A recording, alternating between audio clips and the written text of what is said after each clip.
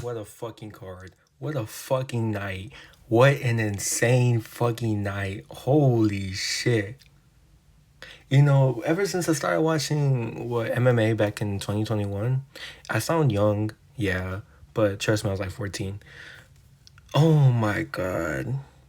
Man, what a night. What a night. What a card. What a night, man. What an insane fight card. Even though I didn't like it was at the White House. What a night. What a night. What a fight card. Man. Oh my god. Okay, before I get into the last two title fights, let me talk about the other fight first. The first fight we had Diego Lopez versus Steve Garcia. Very good comeback by Diego Lopez. That was insane. Steve Garcia looked like he had the upper hand, 10-9 in the first round. But Diego Lopez did come back. So I'll give him that. He did weigh in 155. So potentially I could see UFC giving him something at lightweight, a little opportunity. If they don't want to do the Volk trilogy, I could see him doing that too. Then we have Bo Nickel absolutely dismantle Kaya Dawkins. I mean, I don't think we expected anything else really. We expected him to use the wrestling, and then his kicking obviously improved. So we shouldn't be expecting anything else from him. And then we saw Mauricio Rufy does what he does best. He just outstrikes people, KOs people, and unfortunately, Michael Chandler was at the end of his punches. It's very tragic. Michael Chandler at this point, I think he just needs to retire. He's just been getting KO'd by guys that is just up and coming, and it's very very tragic to see him fall from grace. So I think he should just retire. Rufy, on the other hand, I think deserves a top five matchup. I see him potentially going for the loser with BSD or Paddy. The loser between those two fights. So that'll be a very very good fight. And then we got Josh Hogan versus Derek Lewis. Derek Lewis didn't quit, which was the good thing. However, Josh Hogan did put a beating on that man, and he showed off his wrestling too. He irks me to the soul. However, he do got good boxing though. He do got good boxing though. Top five in the heavyweight. We might see him against the new interim champion. I won't say who that is yet. If you haven't watched the fights, go watch the fights. But I think he does deserve a chance to go up in the rankings, even though I don't like him at all. He deserves a chance at it. What about him? You know, and we also have to talk about and then the next fight, Sean O'Malley versus Ayman Zahabi. I think we all expected Sean O'Malley to put on a striking masterclass. Zahabi was doing good though in the first round. With the leg kicks. He was moving too much to for my liking. However, he did do good, but then Sean O'Malley got his range, he got his distance, and then KO Zahabi. That was a beautiful KO as well. And then the two title fights.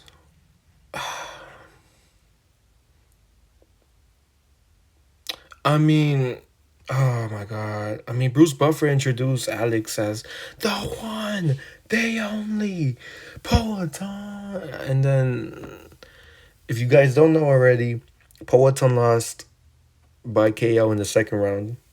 Gunn hit him with a clean jab.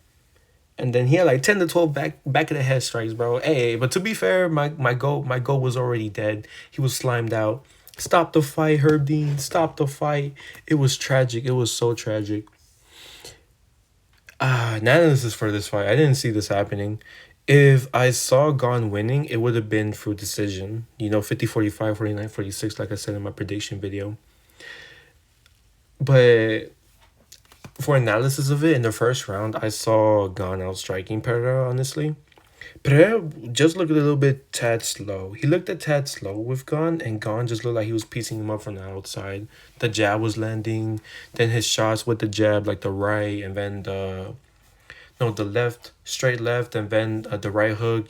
Followed 1, 2, 3, and followed after. Landed very very well for Gon, and then I saw the leg kicks. I saw Pereira trying to go for the leg kicks again. Just like he always does against Akalaev, against Roundtree and stuff.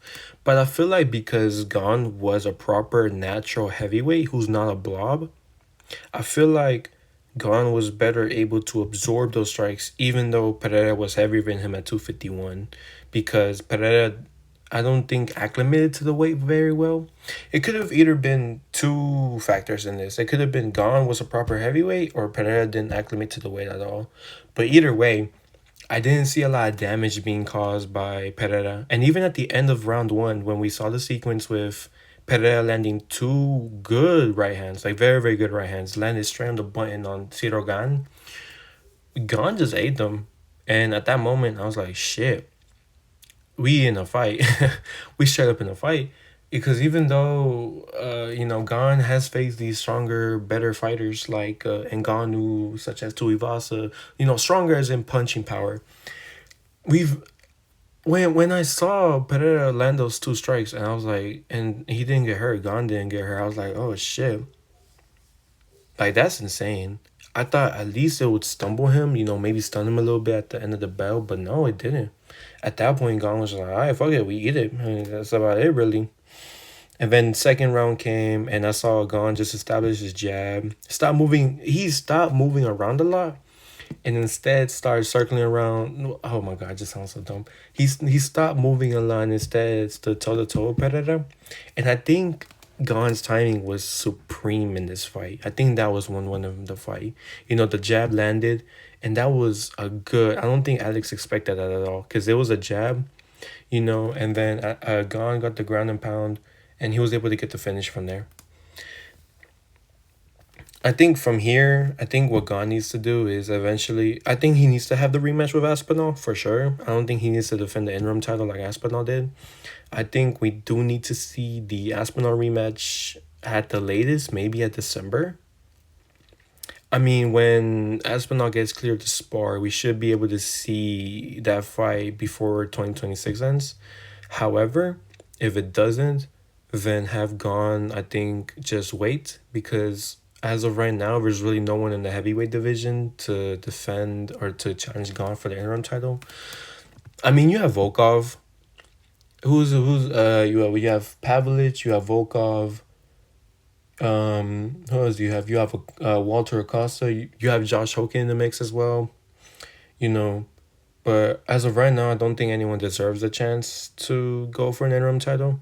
I think the duology with Aspinall and Gon definitely needs to be finished before I would say March of next year. Honestly, we need to see that fight again. That was a very good fight.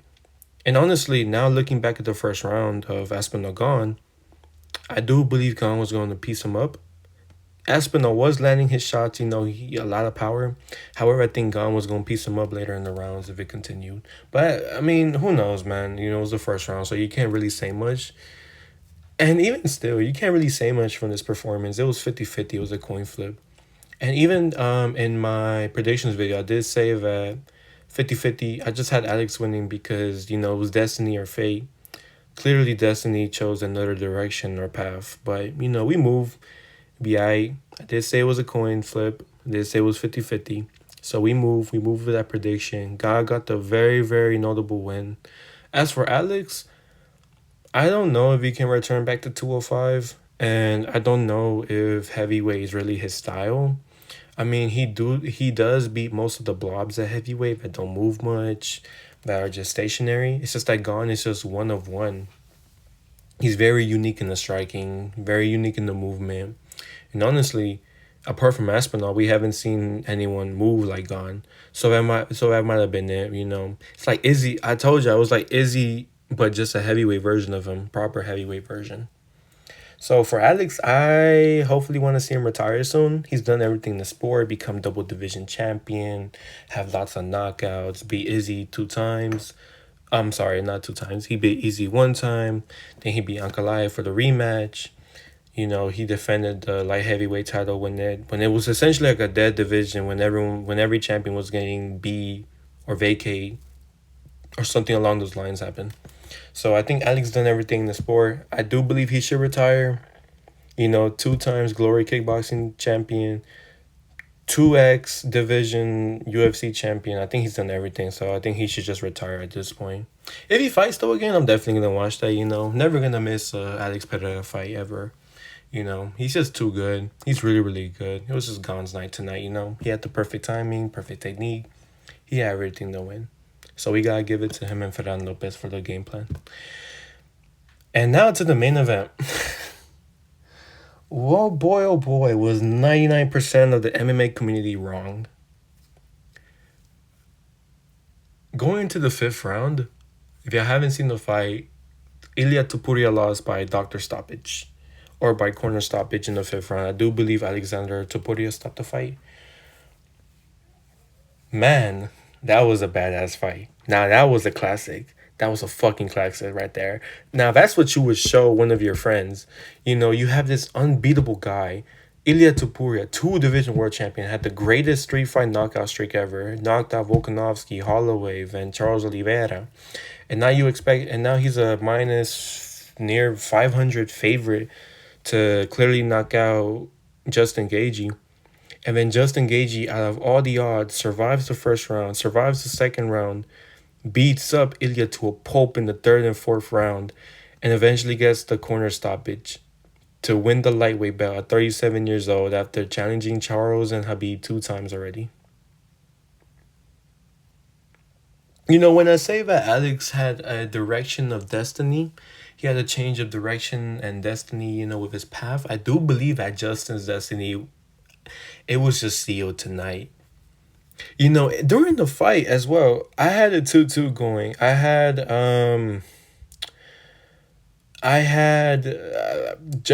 Justin 1, then Justin 3, then I had Ilya 2 and 4, and I had the 2-2 going into the fifth round. And even in the third round, you could have stopped the fight right there because Ilya didn't. Well, Ilya wanted to continue, but he just couldn't see anymore. So you really could have stopped the fight anytime there. You know, I think the referee was giving him the benefit of the doubt. I don't think the doctors were competent doing that because they were giving him a lot of time to rest. So I would say that about Ilya. However, he got his ass out there. He went, fought like a true champion would, and eventually his corner had to stop it because of too much damage. But as you know, you live to fight another day, and that's okay. You know, everyone takes losses in MMA sometimes. But this was a massive upset, and I am so stunned, even still, after 2 hours after the fight. I am so stunned and just discombobulated right now. It was insane. I mean, Justin, from nearly being knocked out to the body to beating Ilya to the jab, the uppercut couldn't miss, and then he got in with a right truck of a hand that dropped Ilya. That was beautiful. What a fight. That was an amazing fight. I've been watching Ilya since 2021, since he fought Ryan Hall. And he's been that guy for me, you know. Gon and Ilya are my favorite MMA fighters. And Ilyas has been that guy, you know. Like, I remember he fought Ryan Hall, and I was like, oh, shit, he's pretty good. Like, I wonder who's going to end up, you know. Then he fights, you know, Jai Herbert. And then he nearly gets knocked out. You know, I was watching that at the mall. The mall had no fucking service. I was like, fuck. You know, I thought he got head kicked, but nah, he came back. And then I watched him against, you know, Bryce Mitchell. Then I watched him against Emmett. Then I saw the 3 KO streak, and I was like, holy shit. Like, I found one of the greatest of all time before he even had, like, 100,000 subscribers. Not subscribers, I'm sorry, followers on Instagram. But, you know, tonight was just Justin's night, I would say that. Even Justin admired Ilya's skills after the fight, saying, wow, he has unmatched skills in the first round. You know, his durability, his veracity, his ferocity really helped him, you know. Justin has always been that guy. Justin has always been that guy to damage you and to always put a beating on you no matter who it is, except for Khabib. Khabib's special though. But Justin did really well tonight. He had a very good fight. Even though it was 2-2, you could argue that you could have given Justin's rounds 10-8 as well because he was beating Ilya and nearly knocked him out. Nearly had the dart stroke too in round 3, I believe. Nearly had it. But however, he got the finish. He got the lightweight belt. He's definitely going to retire into the Hall of Fame. And as for what's next for Ilya, before I go into Justin a little bit, I think for Ilya, I think the answer is obvious. Regroup, take a break. He's still one of the greatest of all time already, you know, 2-division world champion, defended against Holloway, then went up and beat Charles Oliveira like he did. I do believe that he should rest, get his chin right, get his recovery right, get everything right. I know people are gonna trash him and bang on him and be like, damn, he couldn't knock out, Justin, the White Rose, he lost all his aura. But for me personally, I see that as just confidence. And, even though I might have been looking like a little bit cocky, what we have to admire is that he is that guy. He was that guy. He still is that guy. Anyone else would have given up after Justin had a huge right truck of a hand. And, you gotta admire Ilya for having the balls to even stay in there after he said he couldn't see to Alexander Topuria's coach.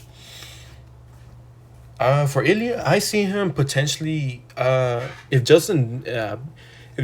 if Justin doesn't vacate, I see him going against Armin for the number one competitor fight, or unless Ilya fights against Charles and the Armin winner to get the number one fight, and then from there, or I could see him going against Paddy too, like the BSD Benoit Saint Denis Paddy fight. I could see him going against the winner of that as well. I don't see a rematch just yet. They might give him a rematch, but honestly, I think Justin would want to defend the title, if not vacate and retire from here because it's a storybook ending. He beats one of the greatest of all time, one of the most unbeatable fighters we've ever seen, and beats him, makes him look human, like he said he was going to do in the press conference. I think for Iliam, he either takes the winner of the BSD or BSD Petty fight or the winner of the Armin Charles fight. I think that's what's next for him if Justin doesn't vacate or if Justin does vacate. I don't know. But for Justin, I think he should retire right now. He's done a lot to the sport. I mean, what? He's fought Chandler, Oliveira, then he's fought Fiziev, Poirier, got knocked out by Holloway, came back against Fiziev, beat Paddy, and then beat Ilya. And his resume is all time already. The highlight reel. I mean, he's just amazing. First ballot Hall of Famer for sure. If he doesn't vacate the title and doesn't retire, I do want to see him against Armin first, if that's possible, and then maybe have Charles Ilya have a rematch if that's the case. Because I think even though Justin did get the title chance and did do enough, like he pre como lo digo, like he did do good on the title shot. I do believe that Armin does deserve his title shot. I think he's been robbed by the UFC. The UFC don't like him, so I think he should get the title shot. As for that fight, I do believe Armin wins. Yeah, I might be underestimating him again, but I do believe Armin won't make the same mistakes that Ilya did. Being overconfident in Justin's power, which I saw that as a deterring factor for him, which is insane. But I do believe Armin will grapple and wrestle into a decision like 50-45. Like, what Hamza did with DDP, so I think that will happen. Or, we could always have the Charles rematch as well. And this time, Justin's the champion. Well, Charles wasn't the champion at the time in 2022. However, Justin will be defending his title first against Charles.